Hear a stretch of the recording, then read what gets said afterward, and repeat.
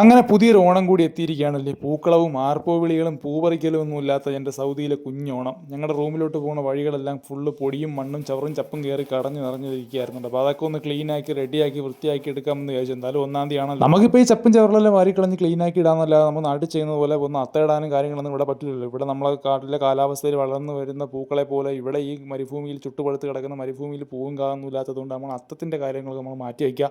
റോഡും ക്ലീനാക്കി ഇടുക, നമ്മൾ പോകുന്ന പരിസരങ്ങളൊക്കെ ഒന്ന് വൃത്തിയാക്കിയിടാൻ, പോകുന്ന വണ്ടിയെല്ലാം ഒന്ന് കഴുകി റെഡിയാക്കിയിടാൻ. എന്തായിരുന്നാലും ഒന്നാം തീയതി ആവുന്ന സമയത്ത് ഇങ്ങനെയുള്ള ചില കലാപരിപാടികളൊക്കെ ഉണ്ടല്ലോ എല്ലാ ഡ്രൈവർമാരുടെ കയ്യിലും. നമ്മൾ നാട്ടിൽ കണ്ടിട്ടില്ലേ ഡ്രൈവർമാർ തലേദിവസം വണ്ടിയെല്ലാം കഴുകി വൃത്തിയാക്കി അമ്പലത്തിൽ കൊണ്ടുപോയി പിറ്റുന്ന ഹാരമൊക്കെ ഇട്ട് കൊണ്ടുപോയി അങ്ങനെ നമ്മൾ റൂമും കാറും റോഡും എല്ലാം വൃത്തിയാക്കിയതിന് ശേഷം നമുക്ക് ഇച്ചിരി ആത്മീയതയിലോട്ട് കിടക്കാം. ഈ ലോകത്ത് നമുക്ക് മനസ്സിലാക്കാൻ പറ്റാത്ത പല കാര്യങ്ങളും നമുക്ക് ചുറ്റും ഇങ്ങനെ കറങ്ങിക്കൊണ്ടിരിക്കുന്നില്ല. അതിനെ പലരും സയൻസ് എന്ന് വിളിക്കും, ചുരുട്ടി ചിലതിനെ വിശ്വാസമായിട്ട് കൂട്ടിക്കൊടിക്കും. സയൻസ് ആയാലും വിശ്വാസമായിരുന്നാലും അത് ഓരോരുത്തരുടെ മാനസികമായിട്ടുള്ള വളർച്ചയെ ആശ്രയിച്ചിരിക്കും. നമ്മളെല്ലാവരും വ്യത്യസ്തരാണല്ലേ. അപ്പോൾ അതുകൊണ്ട് തന്നെ നമുക്കെല്ലാവർക്കും വ്യത്യസ്തമായിട്ടുള്ള വിശ്വാസങ്ങളും ഉണ്ടാവും അല്ലേ. അങ്ങനെ ഞാൻ ഇവരോട് എനിക്ക് പറയാനുള്ള പരാതികളെല്ലാം പറഞ്ഞു തീർന്നതിന് ശേഷം രാവിലെ 5:30 മണിയായപ്പോഴത്തേക്ക് വണ്ടി എടുത്തുകൊണ്ട് ചായ കുടിക്കാനായിട്ട് പോയിട്ട് രാവിലെ പോയി ഒരു ചായയും വടയെല്ലാം കുടിച്ചിട്ടാണ് സാധാരണഗതിയിൽ ഞങ്ങൾ ജോലിക്കായിട്ട് കയറാറുള്ളത്. അങ്ങനെ ഒരു വടയും കഴിച്ച് ആ വടയിലുണ്ടായിരുന്ന 100 ഗ്രാം എണ്ണയും കഴിച്ചിട്ടാണ് തുടങ്ങുന്നത്.